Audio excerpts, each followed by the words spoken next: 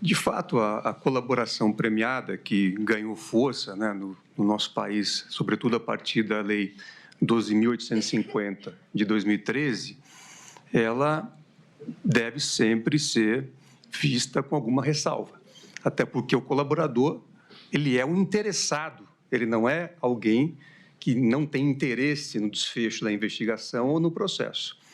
É certo que o Supremo Tribunal Federal já proferiu julgamentos relevantes, justamente com o intuito de disciplinar melhor a colaboração premiada.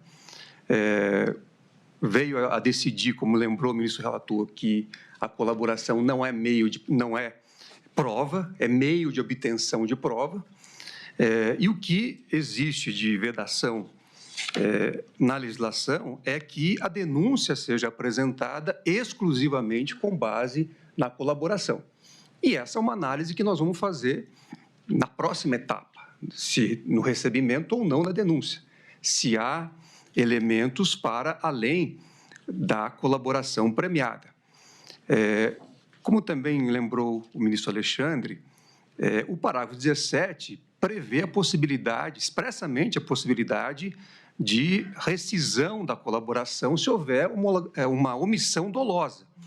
Ora, cabe ao juiz, no caso ao ministro relator, verificar, inclusive com a possibilidade, né, de ouvir o colaborador, se houve essa omissão dolosa. Então, na minha compreensão, a audiência que foi realizada e questionada, ela atende exatamente os termos da lei e atende também a possibilidade de contraditório para o próprio colaborador. Então, não vejo nenhuma nulidade em relação a este ato.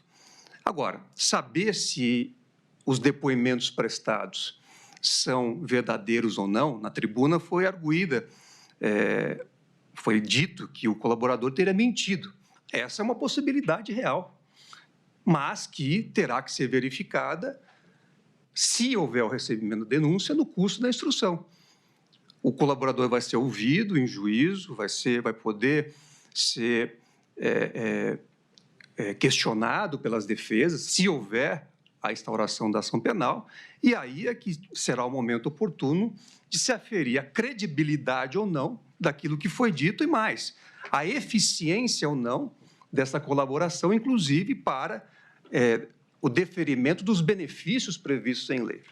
Então, também não vejo neste momento algo que possa inquinar de nulidade a colaboração que foi realizada, sem prejuízo de um exame futuro, caso haja o recebimento dessa ação penal. Então, acompanho, nesses termos, também o voto do eminente relator. Indago aos eminentes ministros, na nossa metodologia, nós pensamos, né, inicialmente, em analisar nesta sessão as preliminares e amanhã analisarmos o recebimento ou não da denúncia. Então, mantemos essa metodologia. Então, eu vou proclamar o resultado parcial. A turma, seguindo o rito de julgamento determinado pelos ministros da primeira turma e do regimento interno deste Supremo Tribunal Federal, realizou a análise das preliminares apresentadas pelas defesas. A análise de impedimento e suspeição dos ministros Alexandre de Moraes, Flávio Dino e Cristiano Zanin, por unanimidade, foi rejeitada nos termos do voto do relator. A análise da competência deste Supremo Tribunal Federal e da primeira turma para julgamento deste recebimento ou rejeição de denúncia, por maioria, a turma rejeitou as preliminares suscitadas nos termos do voto do relator, vencido o ministro Luiz Fux, quanto à preliminar de incompetência da primeira turma. Não, do Supremo. Do Supremo Tribunal Federal. Do Supremo Tribunal Federal. E caso, quer dizer, foi alternativo, caso se entenda que estamos julgando quando as partes exerciam as funções públicas, eu voto no sentido de que, então, se assim for, que se... Competência seria do plenário. Então, vencido o ministro Luiz Fux, nos termos do voto apresentado por Sua Excelência. Item 3, análise das nulidades processuais arguídas pelas defesas. Primeiro, quanto à ilegalidade na apresentação de resposta simultânea entre os acusados e o colaborador. Segundo, quanto à ofensa ao princípio da indivisibilidade da ação penal. Terceiro, quanto à ausência de amplo e restrito acesso aos elementos de prova constantes nos autos. Quarto, quanto à dificuldade da defesa de analisar grande quantidade de documentos e mídias. Quinto, quanto à ilegalidade da decisão que determinou a instauração do inquérito 4.878 e a afirmada existência de prova ilícita. Sexto, quanto à prática da investigação de procurar provas sem alvo específico, a prática denominada de Fishing Expedition.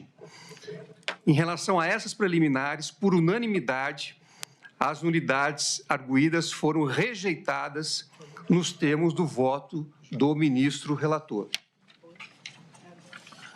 Item 4. Análise da alegação da necessidade de aplicação do juízo das garantias nas ações penais originárias. Quanto a esta preliminar, por unanimidade, a turma rejeitou-a nos termos do voto do relator. Item 5. Análise da alegação de nulidade da homologação da colaboração de Mauro César Barbosa Cid.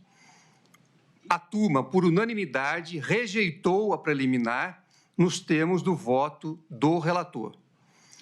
Após a análise de todas as preliminares arguídas pelas defesas técnicas, o julgamento foi suspenso e continuará amanhã, às 9h30, com a votação sobre o recebimento ou a rejeição da denúncia apresentada na petição 12.100.